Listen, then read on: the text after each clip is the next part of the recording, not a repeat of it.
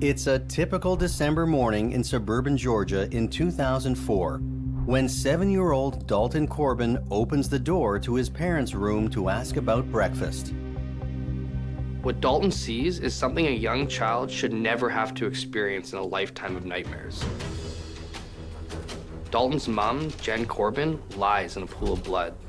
She's dead. Jen Corbin appears to have taken her own life. A gunshot wound to the head and divorce papers all point in the same direction. But as investigators dig deeper, they reveal a hornet's nest of deception, drama, and deceit beneath this perfect family's facade. And when secrets from the past, buried for 14 years, are unearthed, the truth finally comes to light. But the identity of this heartless killer is almost too devastating to believe.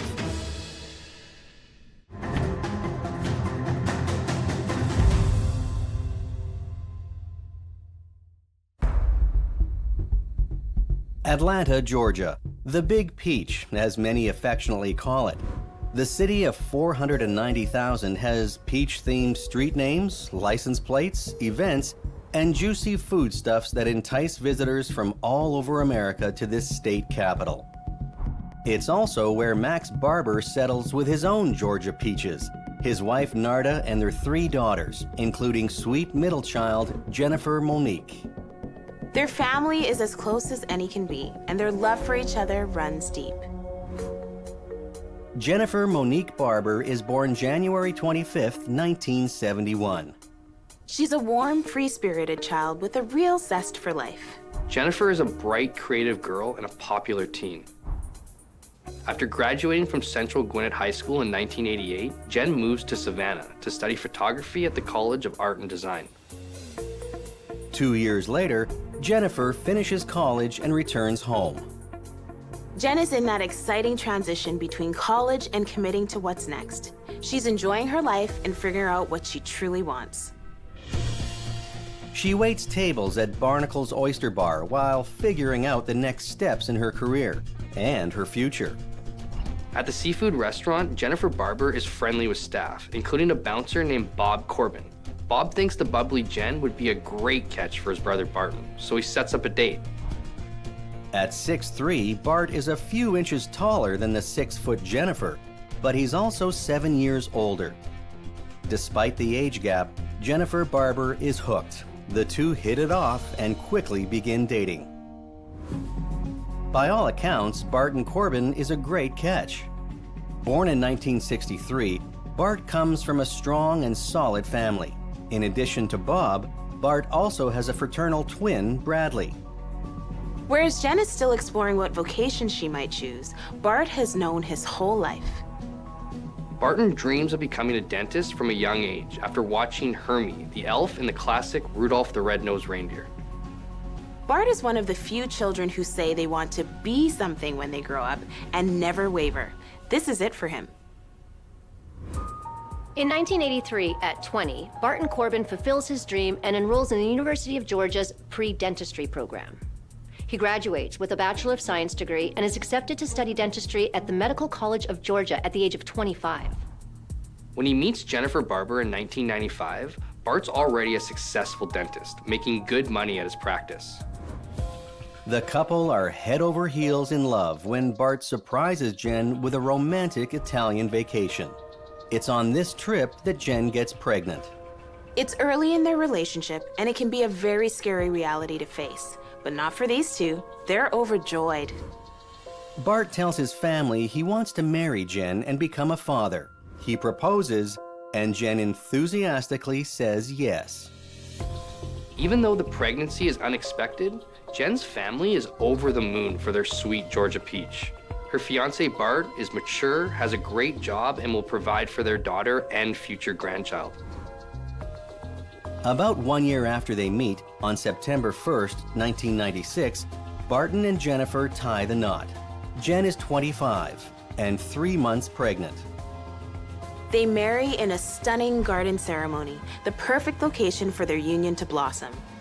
Jen is so excited about their life together that she doesn't even care that the hem of her dress is muddy. It's one of the happiest days of her life. That is, until her bundle of joy comes along. On March 12, 1997, Jen gives birth to their son, Dalton. Jennifer and Barton Corbin and baby Dalton settle into the town of Buford, Georgia, about 35 miles northeast of Atlanta. Buford is a small city of about 14,000 residents. In 2008, CNN Money ranks it as number 3 in its annual 100 best places to live and start a business. It's a good place for Bart to grow his dental practice and for the young couple to raise a family. Jen loves being a stay-at-home mom and tells Bart she wants another child as soon as possible. In the spring of 1998, they have a second son, Dylan. The couple also moves into a bigger house. Their family now complete, Jen's heart couldn't be fuller. By all outward appearances, Jen and Bart Corbin are the quintessential happy American family. They have 2 healthy sons, a thriving dental practice, a 4-bedroom house in a nice neighborhood, a houseboat, and close friends in their community. Bart Corbin coaches Dalton's baseball team, and he dedicates 1 day a month to providing free dental care to patients in need. Honestly, can it get any more perfect than that? Jen Barber is also known as a kind community champion. In addition to raising her boys, Jen works at a preschool in the local Methodist church. She's a warm lap and sheltering arms for the kids she teaches. For years, everything is as it should be. They even like their neighbors. The Corbins become close friends with their neighbors across the street, Kelly and Steve Como. The Comos even name them as legal guardians for their daughter. Everything is publicly practically perfect for Jen and Bart Corbin.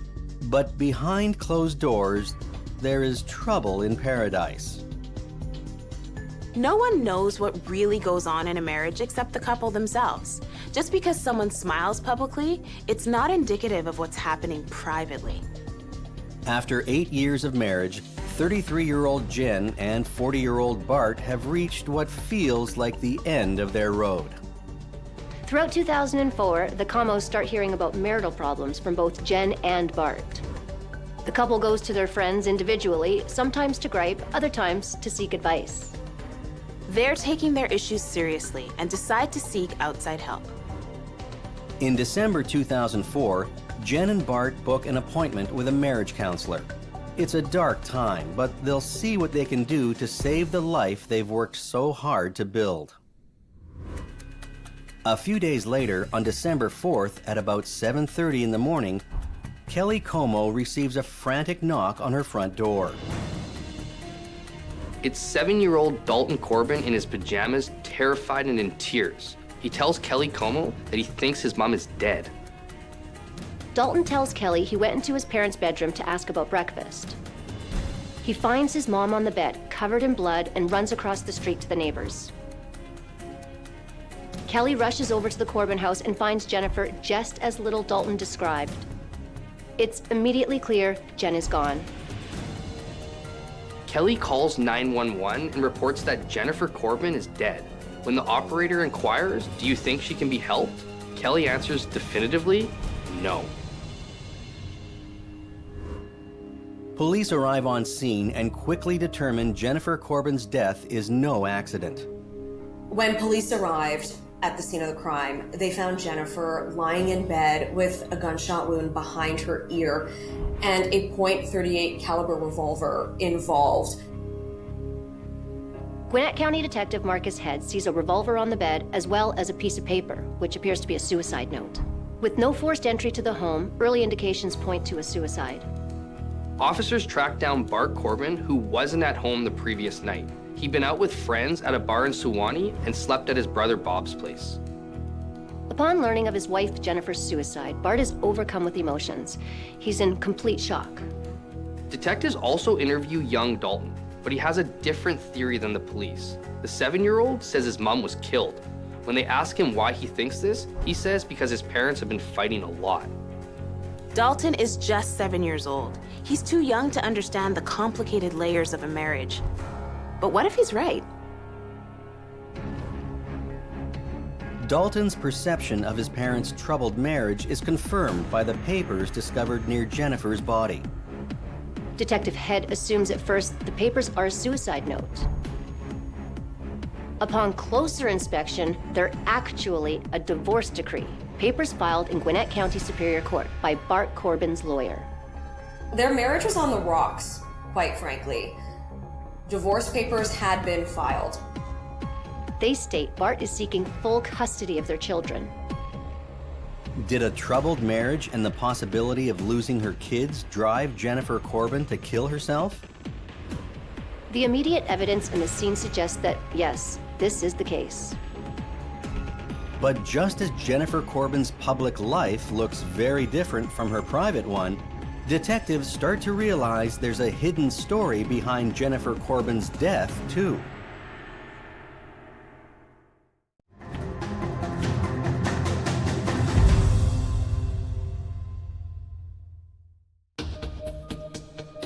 Bart and Jennifer Corbin are married with 2 sons, a good home, and Bart's thriving dental practice outside of Atlanta, Georgia. But behind this perfect facade hides a marriage that's falling apart. Jennifer had confessed to friends and family that things were not as they seemed in what looked like a perfect, happy marriage and life. She was deeply unhappy, and all these elements played into the tension at the time of her death. But no one was expecting this. On the morning of December 4th, 2004, Jen is found by her young son with divorce papers and a gunshot wound to the head, an apparent suicide. In the bedroom, investigators carefully photograph the placement of the 33-year-old mom's body, a gun, and the divorce filing. While Jen Corbin's death looks like a suicide, it's a violent death, so it's important to document details to understand the whole story of what happened. On Jennifer's body, the detectives discover a detail that raises a red flag. There was something really suspicious about the gun, the gunshot wound, some of the forensics on scene. Things just didn't add up to what would be very obvious in a typical suicide. The bullet entered Jen's head behind her ear, not at the temple, where you would expect to find it on someone who committed suicide. It's a very awkward angle for someone to hold a gun to shoot themselves. This isn't definitive proof that she didn't kill herself, but it does raise some suspicions. Investigators decide to follow their hunch. Detective Head realizes he needs to dig a little deeper into Jen Corbin's last days. He talks to Jen Corbin's friends and family. Early on, he discovers Bart Corbin has been having an affair with a woman from work. Bart was known for extramarital affairs. An affair could be another reason Jennifer may have committed suicide if she knew about it. But it's Bart's behavior leading up to Jennifer's death that's bothering investigators. The detective also finds out that on Tuesday, November 30th, a few days before Jennifer dies, Bart doesn't come into the office. There's also a police report filed that same day from Jennifer Corbin. Jen calls 911 to report Bart has stolen her phone and her diary. She chases him out of the house, and as he drives away, Bart Corbin runs over his wife's foot. Jen declines medical treatment, so police can't take action or press any charges against Bart for domestic violence. Police also learn about another disturbing incident a month earlier, around Thanksgiving. Following a family dinner, Bart finds an email of a fairly romantic nature from someone named Chris inside Jen's purse. Apparently, Bart isn't the only one in this marriage seeking attention elsewhere. But Jen's just flirting over email. Jen tells friends the couple fight, and Bart hits her. Jen and the kids spend the night at Heather's, Jen's sister's home. Hopefully Barton will cool off. 7-year-old Dalton won't leave Jen's side, not even to sleep. Again, the alleged assault isn't filed with police. Jen only shares the story with close friends. Following up on the Chris tip, police learn Jen Corbin has also been having an affair. They quickly work to find Chris. If Jen Corbin's death is ruled foul play, an illicit lover would definitely be a person of interest. When the identity of Jen's lover comes to light, It's not at all what police suspect. Jen and Chris meet online playing video games. It turns out Jen meets Chris through a fantasy role-playing game where players invent a name and character. The two end up taking their conversation beyond the game and start emailing. Jen and Chris carry on for 2 months, flirting online. Some of the correspondence is risque, almost too hot to handle. Then, days before Jen's death, Chris comes clean and tells Jen that her real name is Anita, and she's actually a woman. Jen logs off the game, and the next day, she sends Anita an angry email. Jen's been catfished for months. She feels betrayed, and her trust has been broken by this person that she thought she had a real connection with. Soon, Jen's anger subsides, and she decides to reach out to Anita again. The two then speak on the phone for the first time. Jen says she doesn't care that Anita is a woman. She believes the connection they have is real, and Anita agrees. They talk for hours, and that makes Anita one of the last people to talk to Jen alive. Phone records indicate that on December 4th, 2004, the day Jen dies, she and Anita speak for several hours. Police will need to look very closely at Anita's actions for the rest of the day. The email Bart found in Jen's purse on Thanksgiving means cops also know Bart is aware of his wife Jen's affair. Friends of Jen tell detectives she's been thinking about ending the marriage. Both parties are carrying on affairs, and neither Jen nor Bart are happy. Suddenly, the divorce papers found near Jen's body no longer strike detectives as a strong motive for why she would kill herself. And it's clear in talking to friends and family, Jen has no underlying depression or feelings that would be congruent with someone who is suicidal. Early forensics indicate that it's highly unlikely that Jen fires the gun that kills her. There is no blood splatter on her hand, and the position of the entry wound is consistent with someone else firing into the back of her head. Detective Head requests a test to confirm whether or not there is gunpowder residue on Jen's hand. If it comes back clean, this is not a suicide at all. It's murder. Police take a closer look at the gun and trace the .38 revolver found at the scene. It isn't registered to either of the Corbins. The only record of it is from way back 1957 in Birmingham, Alabama. As police continue to uncover the truth of Bart and Jen Corbin's less than perfect life, they learn of Bart Corbin's history of outbursts and a short temper. Several people witnessed Bart calling his son Dalton names for failing to perform to his high standards in sports. Dalton was no fan of his father. He's a man who had a very troubled past and a history of aggressive and violent behavior. Once Jen's found shot dead in her bed, her family seek emergency custody, and now they are taking care of 7-year-old Dalton and 5-year-old Dylan. Jen's parents say Bart calls their house the day after Jen's death, and Dalton claims he's afraid and does not want to talk to his dad. The boys remain in the care of Jen's parents during the investigation.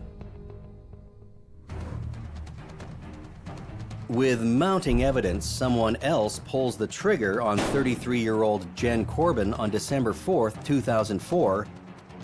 Investigators delve into the whereabouts of those most intimately involved with her.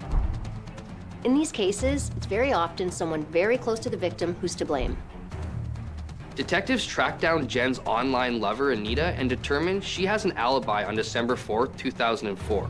Jen's husband, Bart Corbin's whereabouts are also accounted for. Bart goes out with friends on December 3rd and has too many drinks to drive home. So he spends the night at his brother Bob's place. Bart Corbin is still there the following morning when he is contacted by police informing him of Jen's death. The list of possible suspects has whittled down to 0. If Jen Corbin hasn't killed herself, and both her lover and soon-to-be ex-husband have alibis, police are stumped as to who would want this nice suburban mom dead.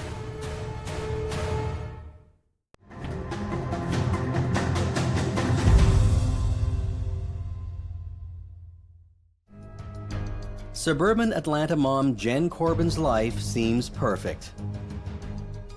But underneath the surface, it's anything but. When Jen is found on December 4th, 2004 with a gunshot wound to the head, it initially appears to be a suicide. Forensic specialists find several inconsistencies and suggest it may be a homicide, yet those closest to Jen are accounted for the night of her death. Detectives are at a loss as to who would want to kill this friendly preschool teacher and devoted mom of two. But the more the officers look at the scene, the more staged it appears.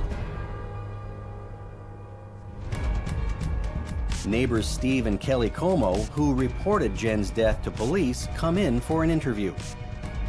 The Comos live across the street from the Corbins. In addition to details Kelly Como provides about finding Jen's body, Steve Como reports that on December 4th at 2 a.m., he sees Bart's car pull into the driveway. 15 minutes later, the car is gone. It's the precise window of time, according to forensics, when Jen Corbin is shot. Even though the witness doesn't see Bart Corbin, just his car, it's enough to tell Detective Head that Jen's husband's alibi may not be as airtight as it appears. As Detective Head starts to pick apart Bart Corbin's recent past, he receives a call about Bart's history, this time from long, long ago. Miss Day, a colleague of Jen's from Sugar Hill Preschool, is out with her cousins and mentions Bart Corbin's name. They want her to be cautious around Corbin. They all went to dental school together, and his girlfriend at the time died from a gunshot wound to the head. That's one heck of a coincidence, if it is one. Bart's deceased girlfriend from his dental school days was 27-year-old Dorothy Carlisle Hearn. The similarities were just too eerie to ignore. The 14-year-old case is never solved, and while it appears the young girl commits suicide, it's rumored Bart killed her. It's an explosive revelation for police. The scenarios are astoundingly similar. Detective Head makes a beeline for any information he can find about Dorothy Hearn, whom everyone calls Dolly. Just a 1 hour and 45-minute drive away, and Detective Head is face-to-face with Dolly's parents. Detective Head speaks with Dolly's parents, Dr. Carlton Hearn and his wife Barbara, at their home in Washington, Georgia. The Hearns detail for police the events leading up to 27-year-old Dolly's death on June 6, 1990. Dolly is a dental student when she dates Barton Corbin for a short time. When the relationship ends, Barton begins a program of harassment. Dolly's parents suspect him of vandalizing her car, stealing her dental equipment, and even kidnapping her pet cat. This is all backed up by police records from the time. Dolly even told her parents that Bart put hairspray in the contact solution to irritate her eyes and stole her mail.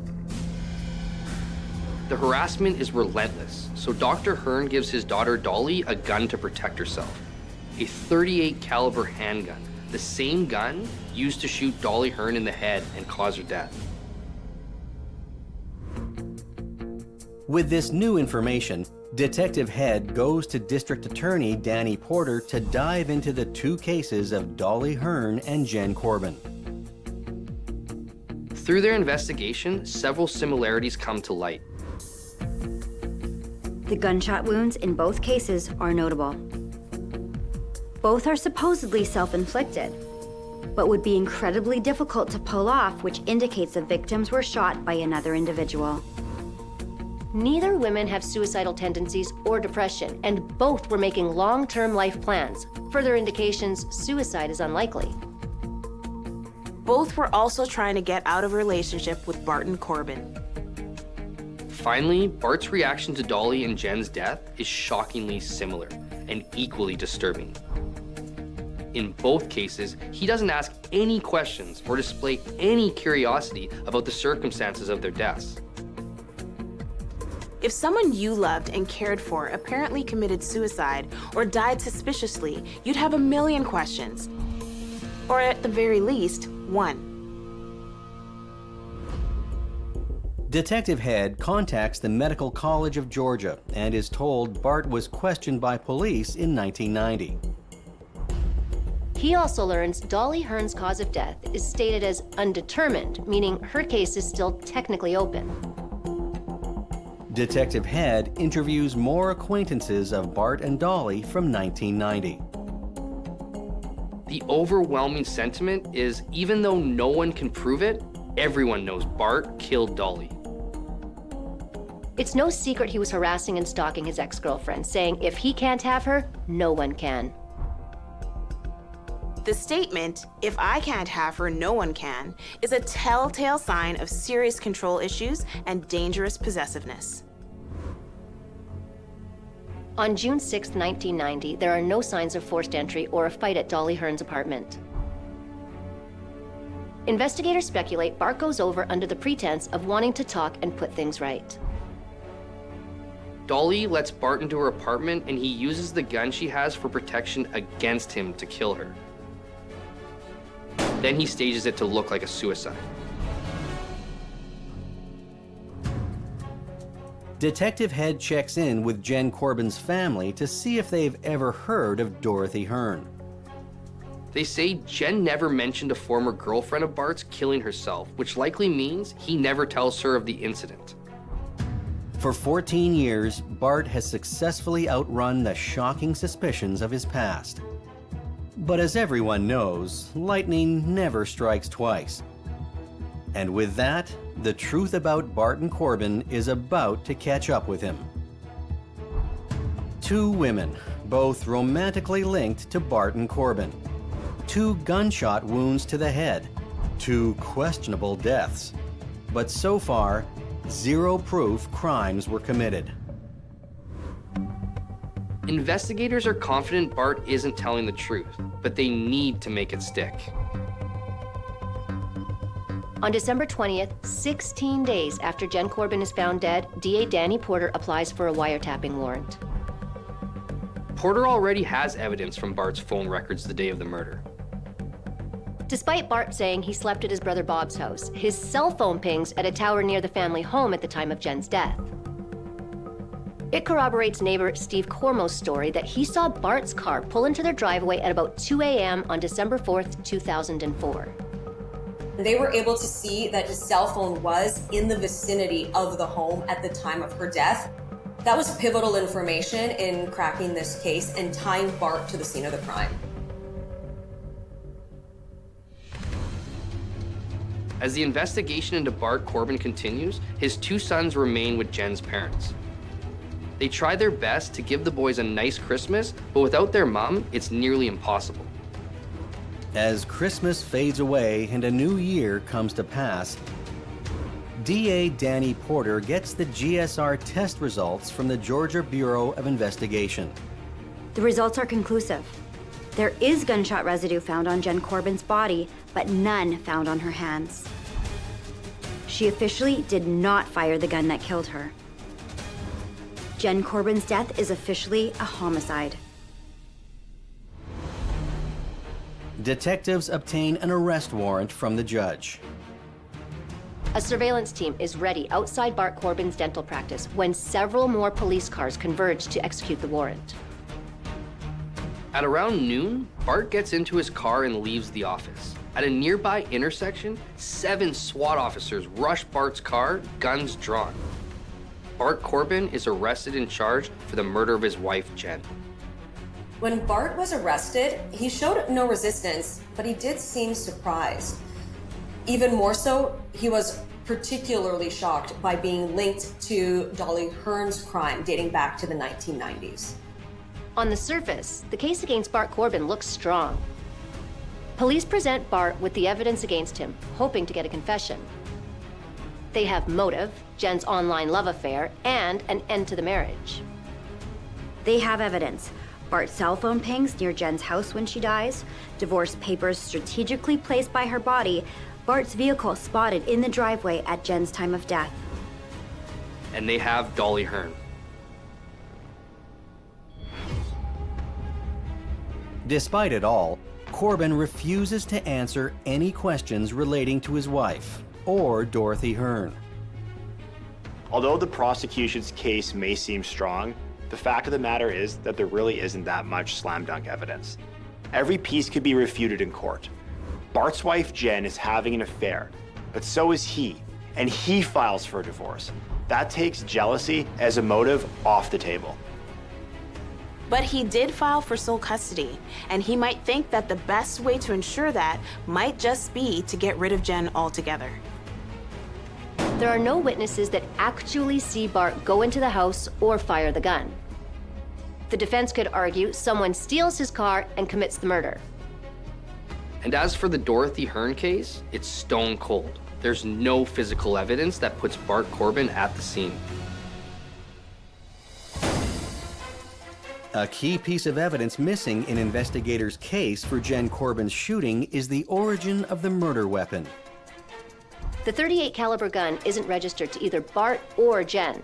If police can link the gun somehow to Bart Corbin, then they'll have conclusive evidence to tie him to Jen's murder. Detective Head traces the gun to Kansas. From there, the gun finds its way into the possession of one Richard Wilson, who lives in Troy, Alabama. Wilson also happens to be a buddy of Bart Corbin's. Police interview Wilson several times, and he denies ever having ownership of the gun or giving it to Bart. With a mountain of evidence, but no smoking gun, investigators feel so close, but yet so far. They're beginning to wonder if they'll be able to mete out any justice for Jen Corbin or Dorothy Hearn after all.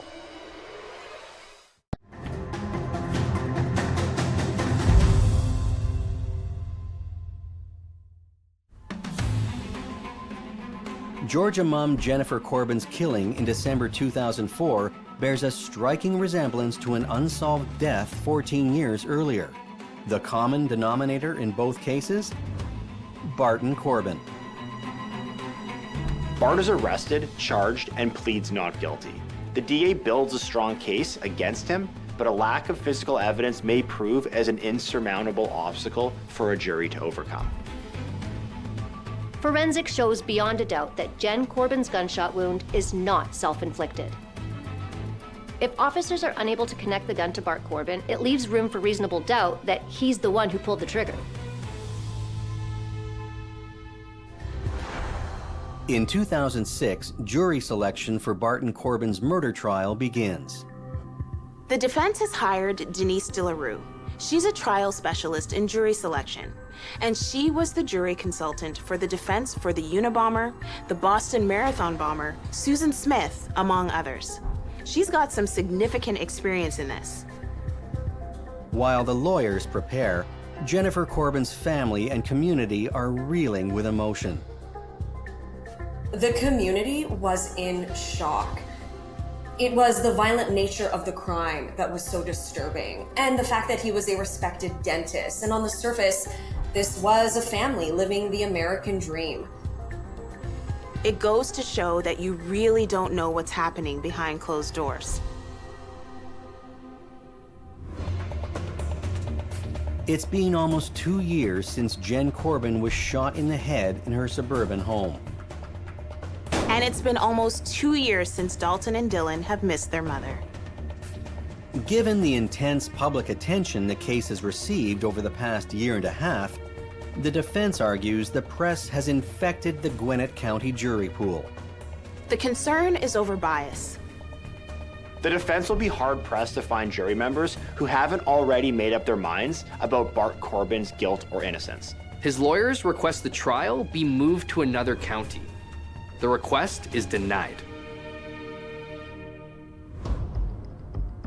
In August 2006, the day before jury selection is set to begin, DA Danny Porter and his legal team make one last trip to Troy to compel a judge to force Richard Wilson to take the stand as a witness for the prosecution. A hearing is set to present evidence. They're certain that if Wilson admits to giving or selling the gun to Bart, they'll eliminate all room for doubt that Bart Corbin shot his wife, Jen.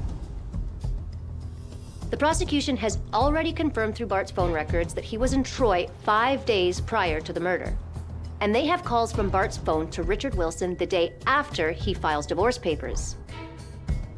Richard Wilson attends the hearing and is still uncooperative. He tells the judge that traveling to Lawrenceville for trial will pose an economic hardship for his family.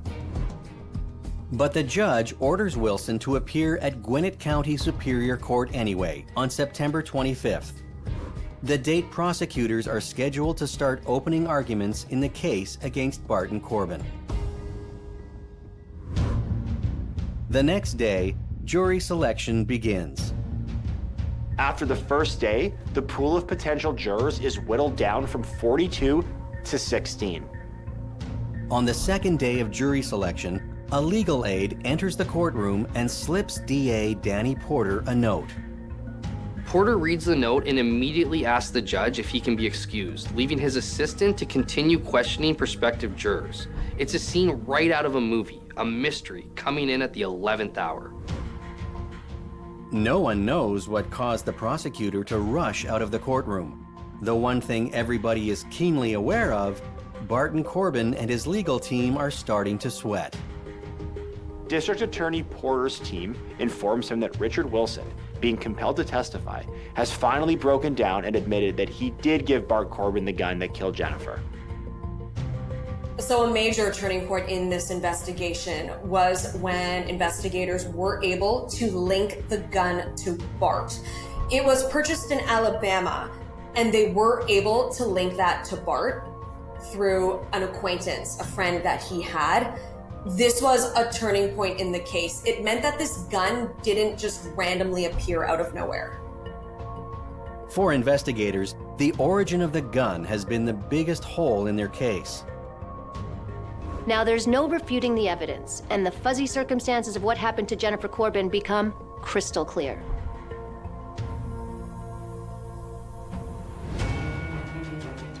At the end of November 2004, Bart Corbin goes to Troy, Georgia to visit his buddy Richard Wilson after filing divorce papers. He tells Wilson he's afraid of what Jen may do when she receives them, and that he wants a gun for protection.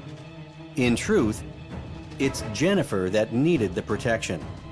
Bart has likely secretly been planning this murder from possibly as far back as Thanksgiving when he discovered Jen's affair. He gets a gun, he secures the divorce papers, and he sets up his alibi. On December 4th, 2004, Bart Corbin sneaks back home from his brother Bob's house in the middle of the night and shoots his wife in the head. While his kids are sleeping just down the hall, he's in and out in approximately 15 minutes. And then he leaves for his 7-year-old son to find his mother's dead and bloodied body. He must figure the suicide angle worked once before. Why not try it again? It's a fatal mistake, not only for Jen Corbin, but for Bart as well. After being called out on an urgent piece of news, DA Porter returns to court and tells Bart Corbin's defense team and the judge there's been a major breakthrough in the case. He tells them that Richard Wilson is going to testify he gave Bart Corbin the .38 caliber revolver used to shoot Jen Corbin.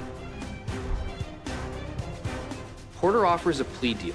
In return for admitting the murders of Dolly Hearn and Jen Corbin, Bart will serve 2 life sentences simultaneously and be eligible for parole. He will also be spared the possibility of execution. It's an incredibly generous deal, considering the evidence, and he'd be unwise not to accept it. But Bart is maintaining his innocence at this point. Pleading guilty will have irrevocable consequences for him and his family. Judge Clark halts jury selection until Thursday morning to allow a team of prosecutors to visit Troy and take a video statement from Wilson. It'll give Bart and his defense team time to consider their next move. DA Porter and his team film Richard Wilson's confession under oath. Wilson admits Bart Corbin calls him soon after Thanksgiving 2004, complaining Jen is cheating on him. He knows Wilson has guns, and he wants one. 4 days later, Bart drives to Wilson's repair shop in Troy and picks up a .38 revolver. Porter wonders if upon learning of Jen's death, Richard ever asked Bart about it. Wilson responds no, he did not. When asked why, Wilson says simply he didn't want to know the truth.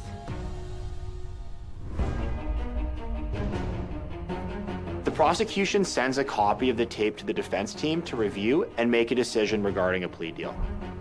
The following day, jury selection is supposed to resume.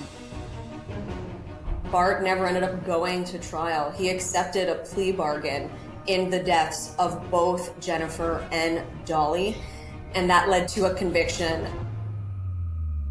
Bart's family is in the gallery. At this point, they have no idea what's going on behind the scenes, but Bart knows it's over. He asks his family to exit the courtroom. Bart doesn't want his family to hear him confess to the murders of Dolly Hearn and his wife, Jennifer.